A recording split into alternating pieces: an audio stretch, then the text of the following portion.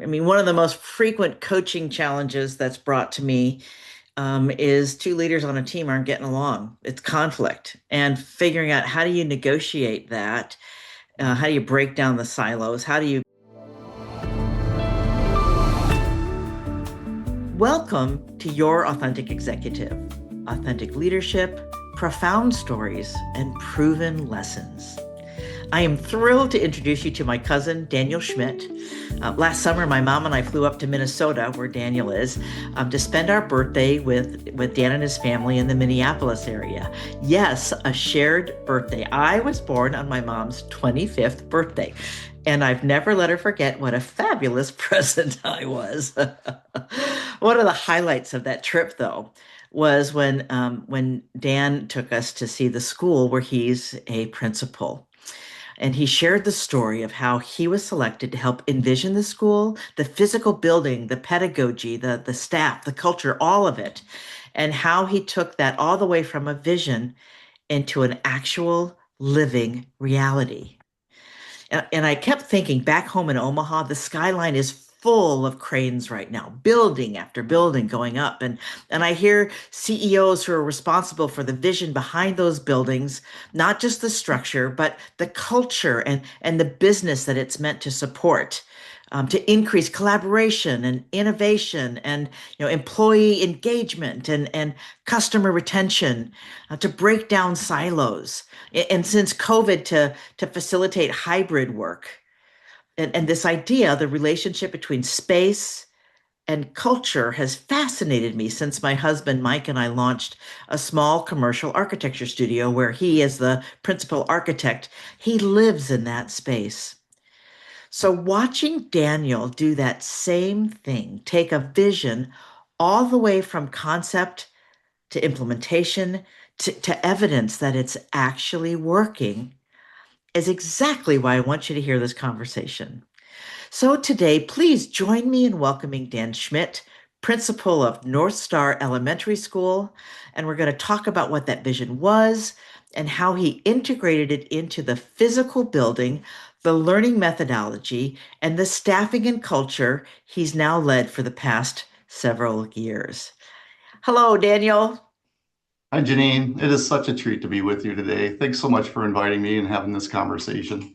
Yeah, I'm excited. Um, Yep. so I'd love for you to kind of share an overview of the story, kind of from concept to kind of practice when the school opened in that early time that you were living out that vision. Yeah, so being a member of the community and my kids being raised also in this community and this school district, we knew that there was a critical point that there needed to be some type of a resource, a funding resource to help kind of look at the change that needed to take place in our district, which is the White Bear Lake Area School District. And at the time, it was quite an ask of our community, and it was one of the largest, if not the largest, state requested bond referendum that was needed in order to not only build a new elementary school in the northern part of the district, which is the Hugo community area, but also to consolidate two high school campuses into one, and then to do a lot of reconfiguring and construction among all the other facilities within the district. And after the campaign had ended and the successful bond referendum was passed, then we started saying, okay, how do we dream and how do we make this new elementary school in the northern part of the district fit for the community and especially for the kids that are going to come through the door? Mm. So what was the vision? How, because there was this intersection of space and vision and pedagogy and culture that was part of that dream that you all shared together. Yeah, the exciting part, anytime you're doing any type of public funding project, is that you don't want it to be all on one person's shoulder or another's. You want to get a collective voice and try to get all these dreams and ideas in one space. And so the architects did a great job facilitating the very start of the dreaming phase. And there was about 30 of us that were representative of the district and also the community. And we just started thinking about what were our experiences of school back in our elementary years, and what would we love to see happen with this facility, because most people realize that once a school's built, it's there for quite a long time, if not multiple generations. So we took a lot of time to go into that dream stage. And what we came up with is kind of a hybrid model, stretching it from the more traditional school in which you're walking down a hallway and you have these cookie cutter classrooms that are all the same, and a teacher is assigned to each of those classrooms. They shut their door and they do their magic within that classroom, to more of how do we prepare students so that they can be more collaborative, that they can work together more seamlessly, and as well as they can be mentored and be modeled by the teaching staff themselves. So it's not that learning is not done in isolation. It's learning is done through a collective voice of trying to get from point A to point B. And that's where the design kind of evolved. And our school ended up being one of the first schools in this area to really come up with the version of a studio. It's called a learning studio concept. Now, some people, when they see the school, they view it as a pod, which is pretty similar if that's what people need to glean onto. But the studio concept is something that I can go into a lot more detail with in a little bit. But it allowed students and staff to kind of build these micro communities within the school so that they feel connected and they can develop trust and they can start taking risks. And learning then just kind of expands in a different way versus being just told how to learn. Now you discover how to learn within this environment. That's, I'm just thinking as I, use that as a metaphor for any kind of organization that Right. that the first thing you shared visually was we wanted to do something other than long hallways and cookie cutter classrooms where a leader, a teacher can go into their space and do their thing with a closed door and then come out and go home. And that's kind of like we wanted to break down silos is kind of what we're talking. We wanted to break, which you don't think about with education at that level with kids. And so number one, you want to break down silos, but you also talked about some really important and sometimes complex or hard things to accomplish in a culture. You wanted to increase collaboration, trust, and you can't innovate and collaborate without being willing to take a risk. And so those are words that are often and competencies or cultural expressions or experiences that are part of our business experience. And you're seeking to do that with our little kids and the folks who shape that early learning experience for them. Yeah, you're right on. And the piece that you even have to think about prior to that, because we're going to be able to talk about what we're doing inside the building and the magic that we can do with the kids. But you also have to understand and truly respect that the community that has the children within their families are entrusting us to drop off their kid and for 6.5 hours a day, trust us as adults to help and enhance their learning in a more global way. And there's so much pride in this community of where North Star is at, that we had to make sure we bridged an understanding within the community members themselves that we are moving from this traditional model of a school that's been around in this community for decades to now something that's different that people might have a hard time just getting their head wrapped around. So we also had to respect that the design itself was going to embrace this kind of suburban feel that's starting to evolve out here along with the rural, but then also to make it sure that it was really embracing the civic opportunities that are available, and then finally the beauty and the nature around here, and to try to bring that within the design. And that was the fun part at the beginning, is just saying, okay, we're going to get all these pieces and they're going to be represented within this school. And then now once the kids come in, then we can take it further and go with expanding their learning with how the facility is set up. So the first piece, the earliest piece, was designing the physical space, the Yes. space for the pedagogy, the learning objectives and methodology to be expressed. And Yes. I'm curious, do pods play a role then in the expression of that learning experience? Yeah, the way the school is set up is that in a traditional school, and I'm talking about the older schools that were built probably in the 50s and the 60s, the hallways and the classrooms are embedded throughout the entire school. So one of the things we decided on the design is that we're going to kind of create chunks. And so we have the north side of the building, which is where the music specialist would be, where the gymnasium is, the cafeteria, the loading dock, all the green space outside so that kids can go out and use the fields, and there's no disruption then to the other part, the southern part of the building, which is where all the learning studios are taking place and all the core academics are happening. And then right in the middle is probably the most open space that we have, and that's called a learning commons, which some people would come in and say, oh, it looks like a media center or a library. But it also has a stage, and it also has little breakout areas which projectors can do some little groups of learning pods that can happen right there. And also the nice part is because of the little mini stage that we have all the furniture and the tables and the circulation materials, they're all on wheels. And so if I need to do some type of assembly, I don't have to shut down the gymnasium to have the kids come into the gymnasium. We can just move all these books and the tables within 2-3 minutes, and we can get about 250 kids to sit in front of this stage. And we can really have a really cool kickoff on a monthly theme for social emotional learning or whatever the celebration might be. So it's kind of fun to have the building set up into 3 sections. So what I recall in the walkthrough is that, first of all, everything's very bright. Secondly, everything seems to be on wheels. And so whether it's in the learning areas or whether it's in that, what did you call the central area?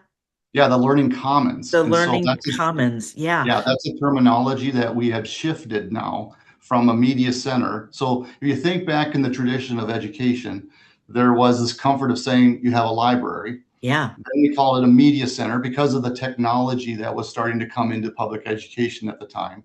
And now it's a versatile, flexible space that not only you can check out books, but then you can do so many other things. So we call it a learning commons now. Interesting. And so one of the things that was fascinating was going to what, if I use historical nomenclature, the classroom experience, the classrooms, and that was very distinct. Yes. Tell me about Yes. And it. yeah, so in the traditional setting, the classroom was pretty much influenced by the one individual, the classroom teacher. And there was some comfort with that because the teacher would feel like they would get to know the students really well, and they would create their own little micro environment.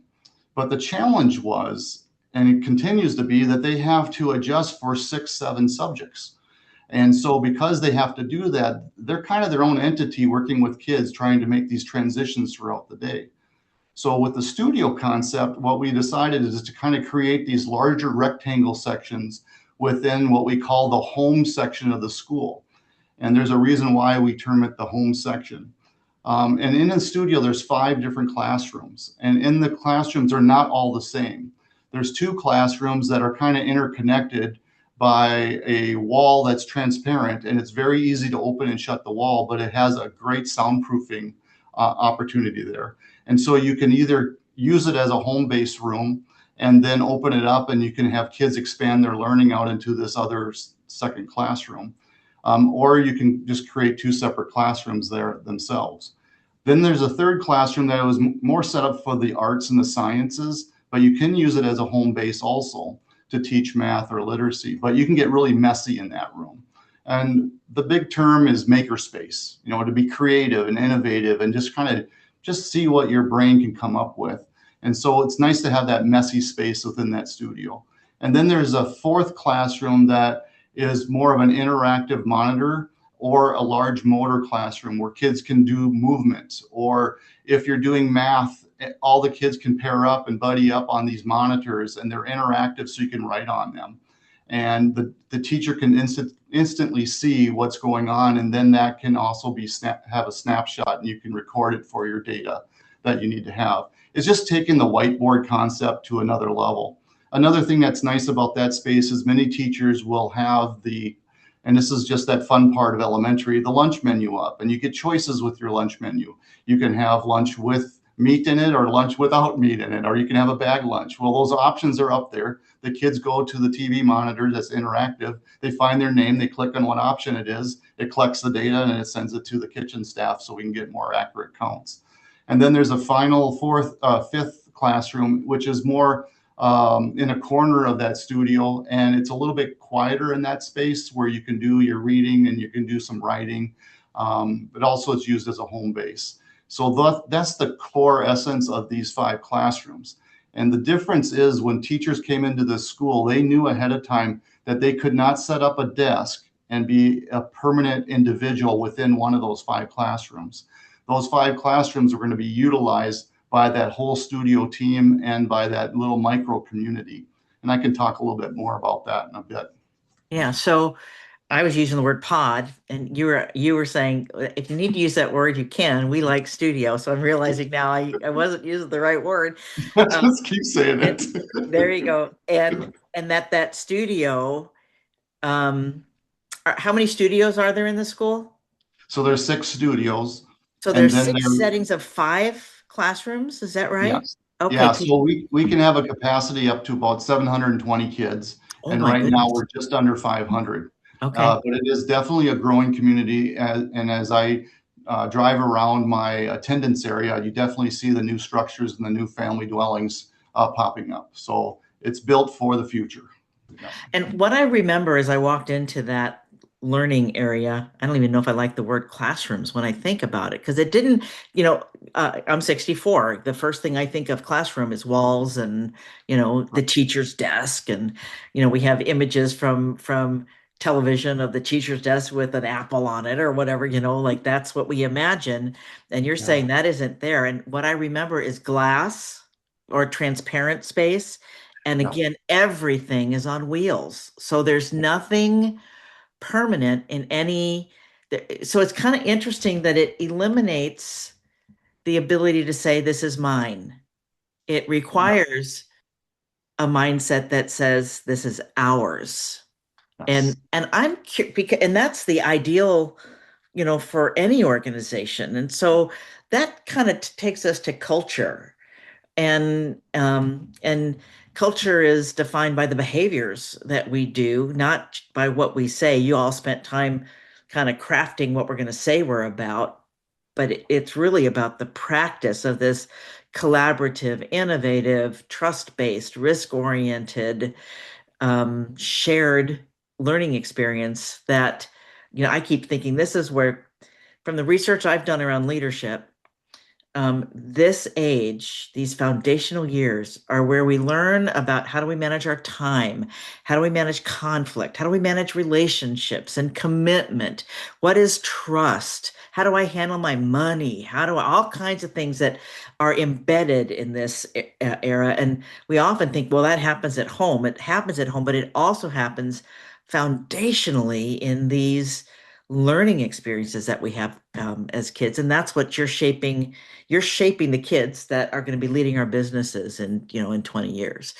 And so tell me a little bit about kind of how you went about selecting the teachers who would be part of this, because I'm thinking that everyone is going to go, oh yeah, I want that. That sounds great. And what I've learned in my experience is there's a real difference between the intention of, oh yeah, I want collaboration, I want trust, and then all of a sudden someone messes with my stuff, and and I want my silo to go up. And so kind of how did you go about selecting staff initially? And I'd be curious what that journey has looked like to help that intention grow into reliable action, I guess is what I'd say.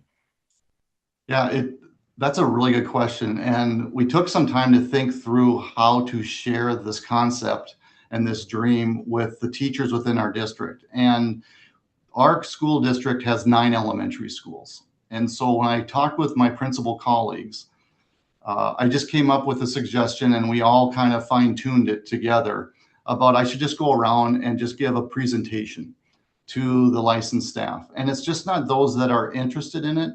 It needs to be to everyone, because we're all in this together as a school district. And you need to know what the basis of this design is, whether you see yourself here or not, because most of us are part of the community and people are going to ask questions, and it's good to have that knowledge. And so as the sun is shining through the window right now, I had a fun time creating this presentation with renderings and then recording it also for people to review it later on. But the most important and impactful moment in the presentations was being there in their space, in their building, and having a face-to-face conversation with them and talking about the dream and how we're getting to this point. And then what we did after that is they had a survey that they could fill out. We were doing some minor boundary changes at the same time. So it was one of those unique opportunities that teachers could just step back and say, as a professional, do I still see myself here in this building? Or is this one of those moments and times where I can take a risk or make a change in my path?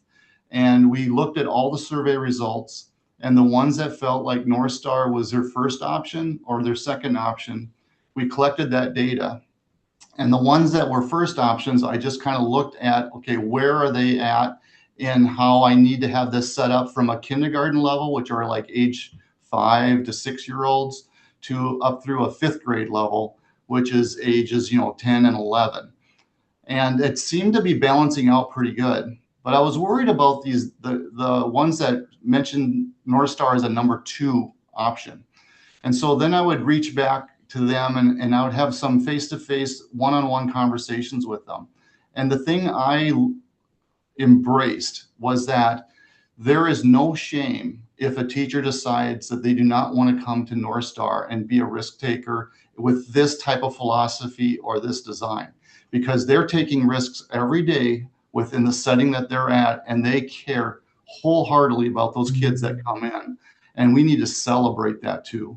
And I think once people realized that there was no judgment on which direction they wanted to go, it kind of cleared their mind to say, okay, this is where my comfort level is, and this is where I'm going to be most successful. And it really ended up nicely dispersed about how I could actually fit in the teachers in the different levels of need here within North Star. But then the next major step was, how do we create teams? How do we create from this group of people that want to pursue this type of a dream and see themselves as professionally leading children in this design? You still got to work as a team. And so that was a whole nother process.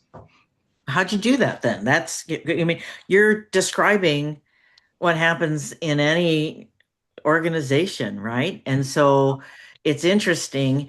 There's this research by someone named Wendy Katzenbach. I think she was with Harvard, like in the 80s. And the book was called The Wisdom of Teams. And what stands out to me that I will often cite is that if you're interviewing somebody and you say, "Am I a team player?" Well, what are they going to say? Yeah. Everyone's going to say, "Yes, I want that," or "I do that," right? And so the real question is, what kind of team player are you? And so what you're saying is, some of these educators that were in these other schools that picked us as a 2, it isn't that they don't love education and transformation in their kids. This is the system they fit best and the kind of team they want to be a part of, right? We're designing a different kind of team, and we want the folks who can name what that team is. And so what you were able to do is hang some flesh on that skeleton and say, this is the kind of team that we're going to have. And so how'd you do that? How did you begin to form it's one thing to form a team, it's another thing to form teamwork. That's a really good question. And I was really fortunate to have a partner who worked with me through that process. Our district embraces instructional coaches, And the individual that was my instructional coach at my previous school before North Star, she followed me into North Star. And her and I together started looking at various ways of bringing teams together and building trust. And so we used concepts such as working agreements, or how to develop norms, or how do we deal with conflicts. And so what we originally did is I never shared with the teachers that you are assigned to this team or that team at the beginning, because we needed to know, and I needed to know what their personalities were like, because that's also part of creating teams. I did help guide, like, you're going to be more of a primary teacher, kindergarten, first and second grade, versus an intermediate teacher, third, fourth, or fifth grade.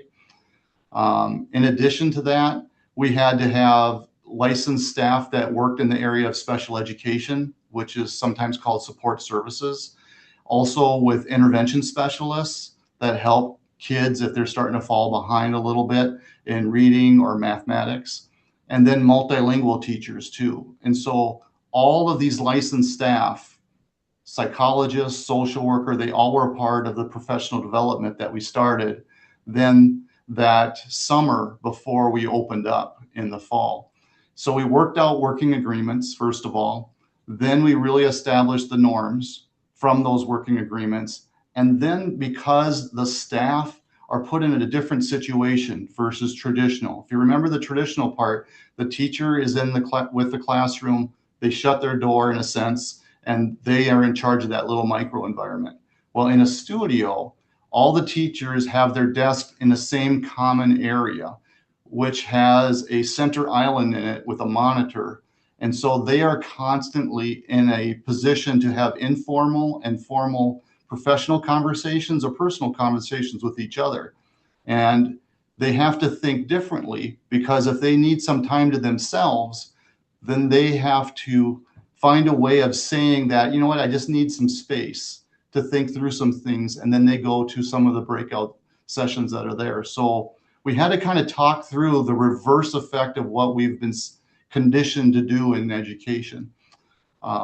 The part that I've seen that has been a big benefit is that when you not only have the classroom teachers in there, but it's embedded with certain case managers from special education or a multilingual teacher or an interventionist in there, you get such a rich conversation.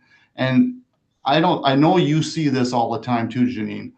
You can't predict when the most powerful and impactful conversations are going to happen. And sometimes you try to schedule it in with a particular formal PD session. But those impromptu, I got this idea, what do you think about this? That's the exciting part, and that's when the magic happens. And that's how the school is set up to allow the professionals to share their ideas, take a risk with their colleagues. They can either embrace it and move with it, or they'll say, hey, we need to rethink this and remold it in a different capacity if we're thinking about it through the lens of a child. You mentioned, I like this kind of tier that you had an instructional, what was it called? Coach.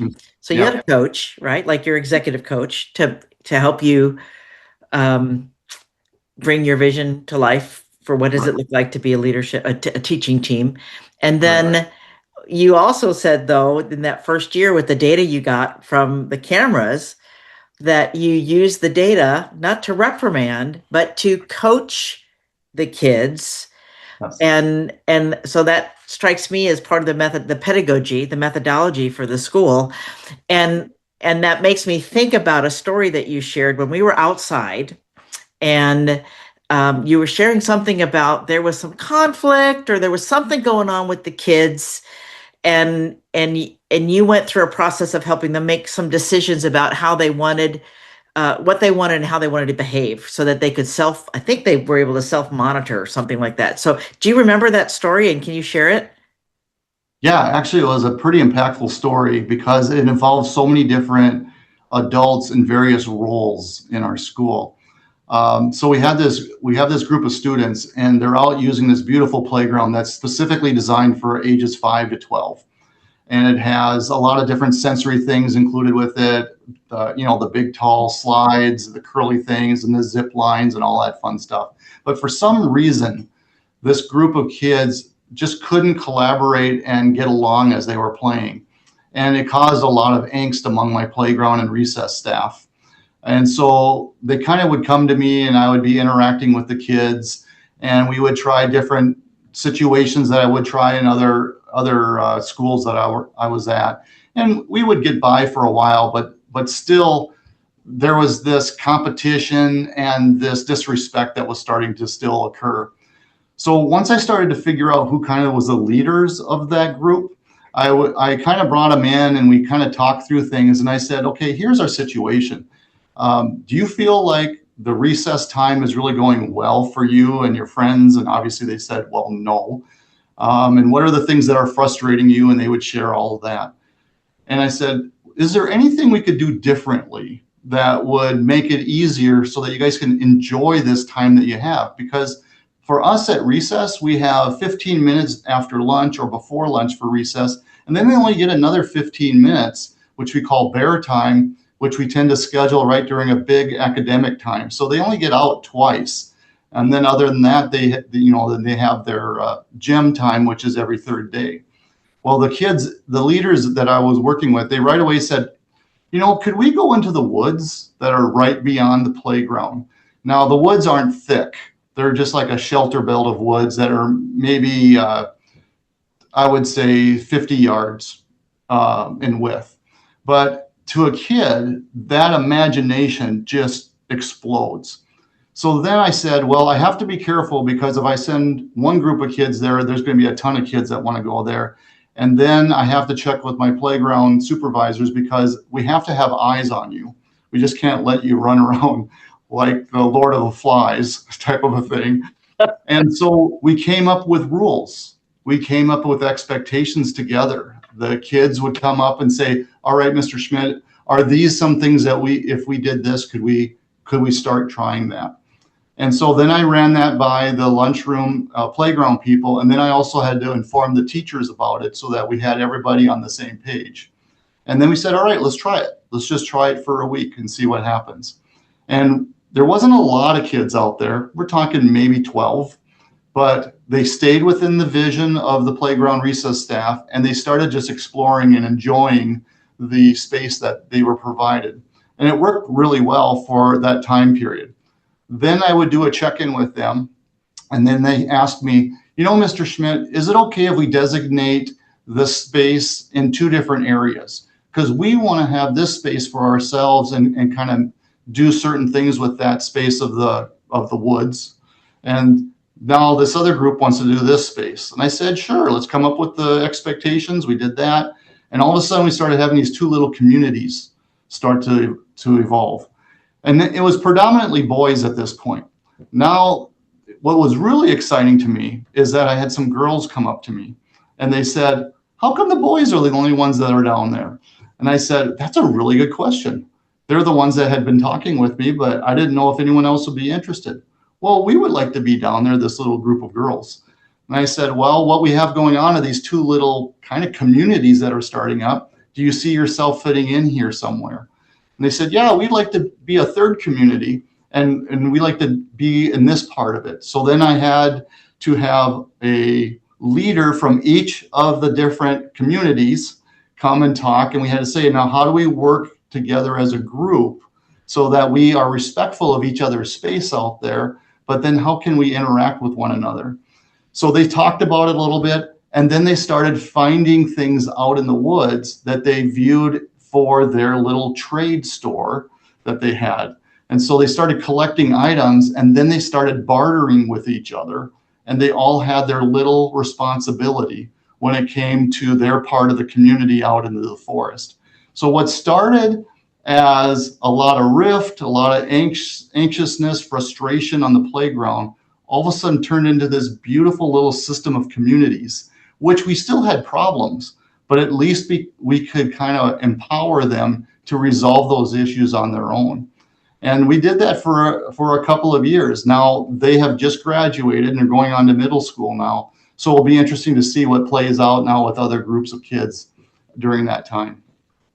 I just love that story. I love that example. And again, it's not like it's going into forest. When I saw it, it was like it's like a strip of trees, isn't it? Kind of that's cleared with space and visible. So it's not sending you out into the but Yeah, you're it not going to go out in the middle of this unknown land. And well, and the it's parents, kind of yeah, interesting thinking about what would that look like with even some leaders. I mean, one of the most frequent coaching challenges that's brought to me is two leaders on a team aren't getting along. It's conflict and figuring out how do you negotiate that? How do you break down the silos? How do you facilitate ownership so that we all can behave like adults and have the kind of experience we want? I mean, it's kind of interesting that, I got my little brain here that I wasn't sure I'd use it, but I'm going to bring it out. hey, That then you use the yeah, brain. when we're mad at people and we are experiencing, we want to get back at them, which is what you were experiencing with those kids, right? And then we're part of a group that wants to do that to another group, right? That that's fueling dopamine and serotonin and oxytocin. So it's confidence, it's I feel good, and I'm with a group that I belong with, right? Right. That triggers the same things in our brain as the things that say, I'm part of a trade store and I'm picking things from my group that I'm part of the group and how do we help folks shift from feeling good about wanting bad things to feeling good about our good things together? And you're teaching the kids how to do that. Sometimes it sounds like it might be more effectively than some of the grown-ups it makes. That was one of the things that we talked about as we're trying to set up the climate in our school. The gift you have with a brand new school that you have teachers from all these different buildings is you kind of embrace all these different ideas, but we had to rally around something. And there's a philosophy out there called conscious discipline. And it talks exactly about how the brain functions in different states, right? So you have the executive state in which we can think logically and you have conversations and resolve situations. And then many times people, adults as well as kids, we move into this emotional state, right? And it's difficult to then tell the person to do something when they're in this emotional state. And then you go into the survival state, which is just, fight or flight. And what's really nice about this school is that in each of the studio areas to help the kids navigate through those different stages is that we have what's called a breakout room, which is a sensory room.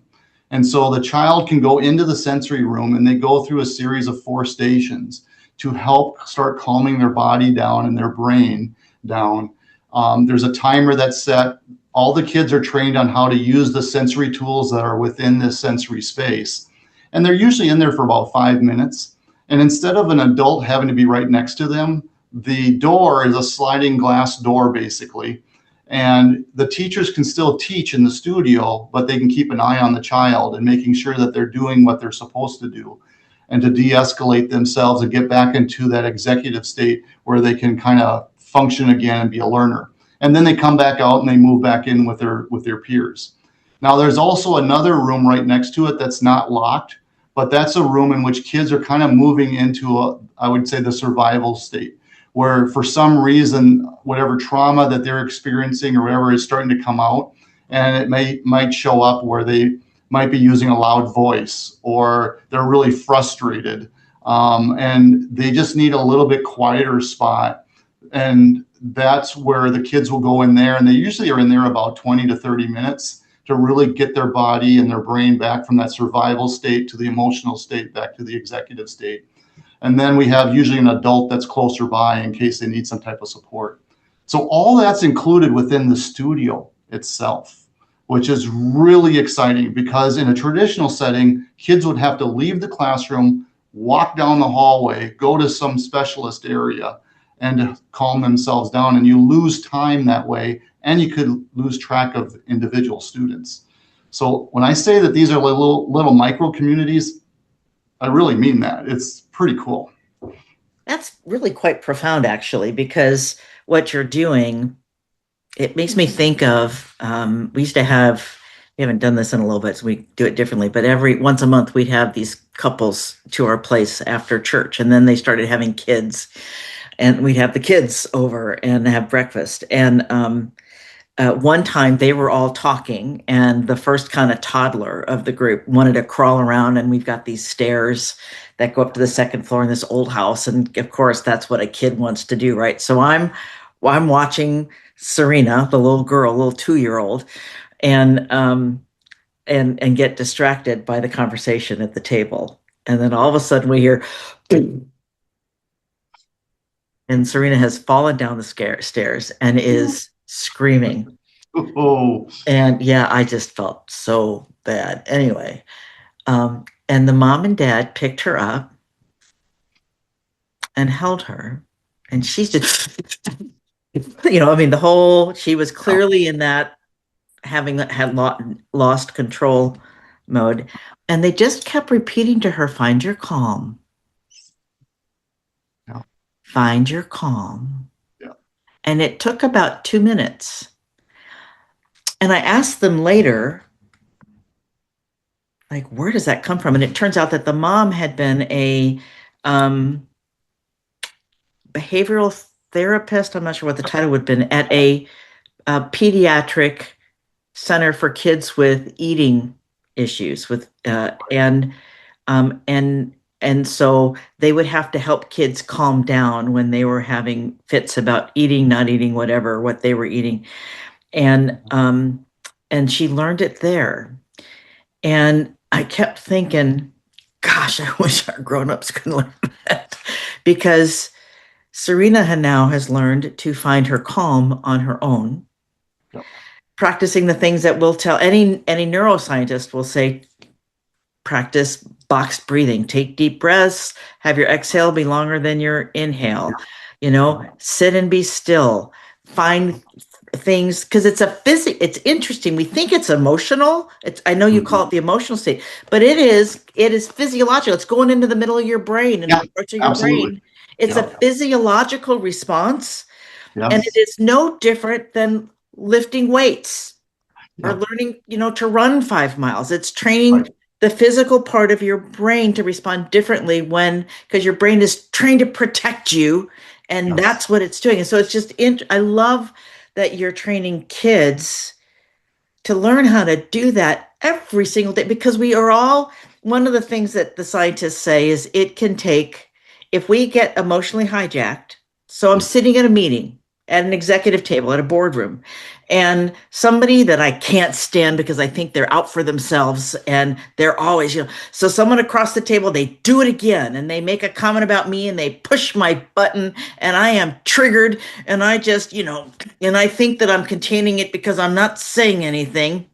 Yeah. And it can take 20 minutes to move from that, to get access to our executive functioning again, to that little, it's like, I'm told it's the size, the thickness of a credit card at the front of Yeah. our brain. And if our emotional center and our logical center are arm wrestling, the emotional center will win every time. So we've got to have a way to strengthen that executive functioning. And it can take 15 minutes Yeah. to get back to that. And we think no one can tell.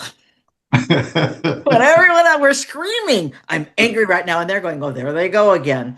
Yeah. And so I love the methodology that you've used with a couple of these things. One of them is I've got two different kinds of spaces for kids to go to learn to find their calm, Yeah. so they can Exactly. access their brain again. And these are just normal kids. These aren't Yeah. kids that are, Right. yeah.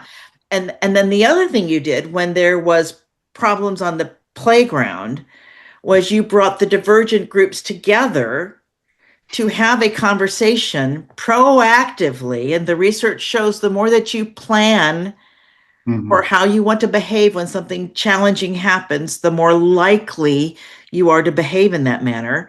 And Yeah. so you brought them together to use their executive functioning in order to make decisions about the rules and guide how they're going to behave, so that they can go out and do those things instead of doing it in the midst of the heightened emotional state. And so you've got two different ways. This is something you can do yourself. And hey, here's a process we can use together to Mhm. figure out how can we solve this problem that's been causing conflict. And as kids, I love both of those examples, because those kids are going to be more effective parents, they're going to be more effective students, more effective leaders and organizations as a result of what you're embedding in them at that early stage. So, my next question, and this will be my last question, is yeah, how long have you been in this?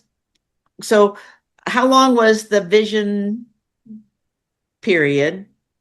About 2 years from the start And of it. is the vision inclusive of the construction phase?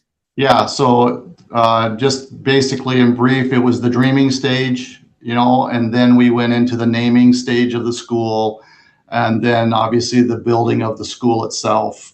And talking to the world architects, they did a great job of just making sure whoever are the users of the space and the design have a clear and valued voice on what are the little things that still need to happen while we were still in the design phase to make it work, not only for the adults that use that space, but also how does it work for the students. And I was just so impressed because it was a lot of, yes, we can do that versus, no, that doesn't seem like that's possible. I was so impressed with how the dream just kept coming alive as we continued to talk with various practitioners of the space.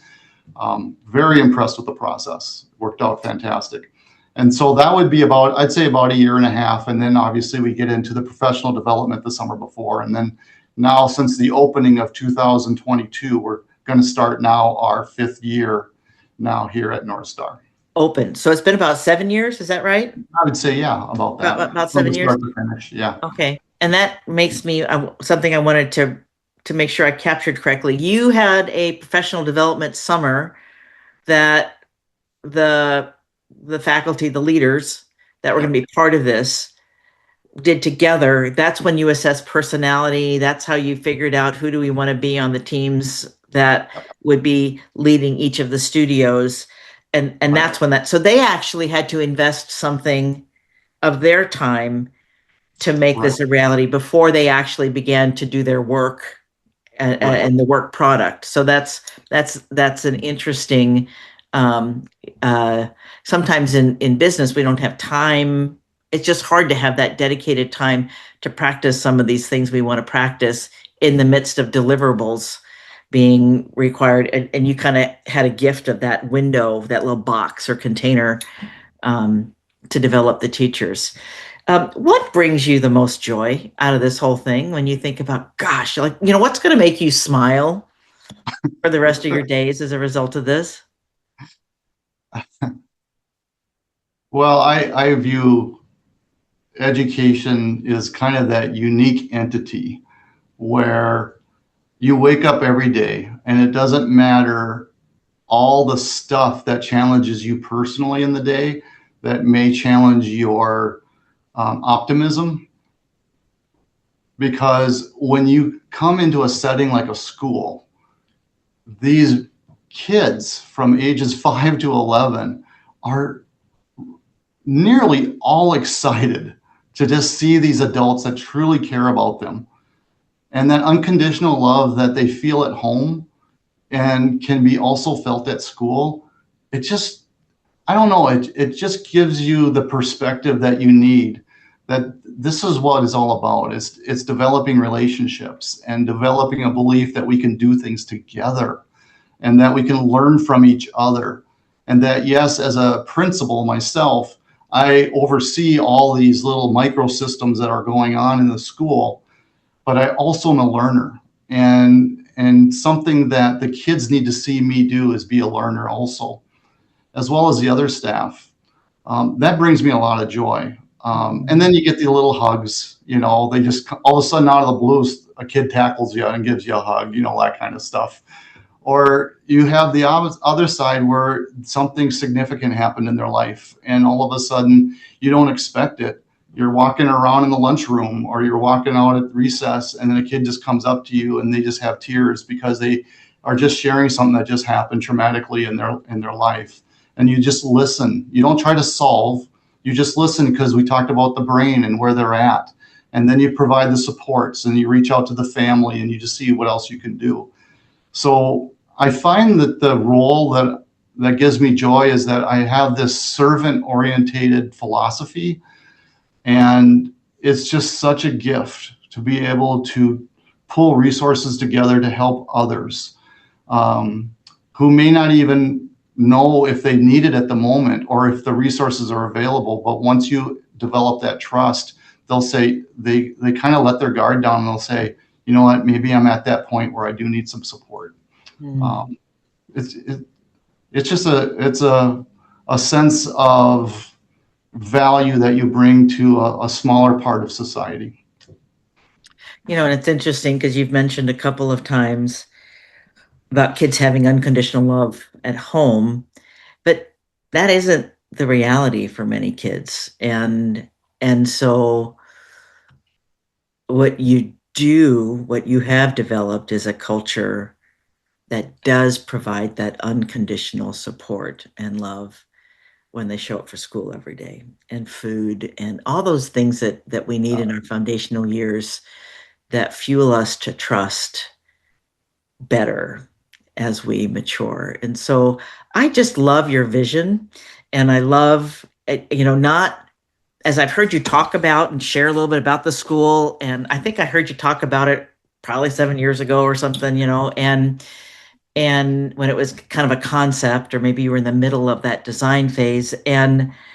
Um, and one of the things I love most about the story is what it shows about you as a leader, because I'm sure that if you kind of went to all the schools and said, who would like to be principal of a school that has studios and practices not touch, trust, and who who is going to coach students and have teachers work as teams and fuel innovation, and something we didn't get to was that amazing area you have for kids that are autistic that keeps them in the mainstream longer because of how they're treated than other schools might. That there's something about how you lead, that you raised your hand and you delivered. And I think a lot of people would raise their hand and maybe not really embed the personal values and skills to make that happen. And I'm sure your coach helped you with some of that as well. But it is just, I'm thrilled to be your cousin. I am proud of you, and I love what you're doing to shape the next generation of what education can look like for our kids. So thank you for that. Janine, you're so kind, and you know as a leader that you can't do it by yourself. And I have an absolutely amazing staff, from the support staff, the custodians, the kitchen staff, my clerical staff, my paraprofessionals, and my teaching staff, whether they're in the classroom, the home base, whether teaching these other specialized areas, art, music, phy-ed, special ed, multilingual, intervention. They all have to work together, and they all are a part of moving into these studios, so that the vision of kids and what they see is that the kids don't have to leave the studio to go get help. Adults are coming to them into their studio because we care so much about them. We're going to their space to help them be successful. That collaboration and that belief is really a special thing. So thank you for allowing me to share that story, and just to also reflect on the past few years. Sometimes we don't have a chance to do that, and you allowed that opportunity. So thank you. Fantastic. Well, thank you, Daniel. Football season starting, and we'll have We're going to have the Bear Vikings thing going pretty Bears soon. Vikings thing. Let's see what happens here this year. Hey, thank you so much.